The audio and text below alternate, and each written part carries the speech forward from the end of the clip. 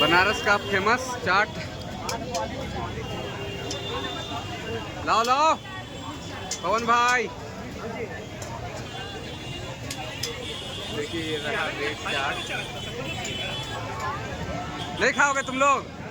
नहीं तो देखिए अभी हमारा आलू टिकिया आलू चाट आ रहा है। ये आलू चाट है, आलू टिक्की।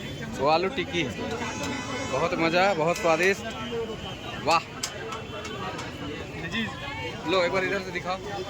रुके, हमको एक बार खाने दिए पहले। रुको रुको रुको रुको, आराम से आराम से। अरे ये तो आ नहीं रहा पूरा।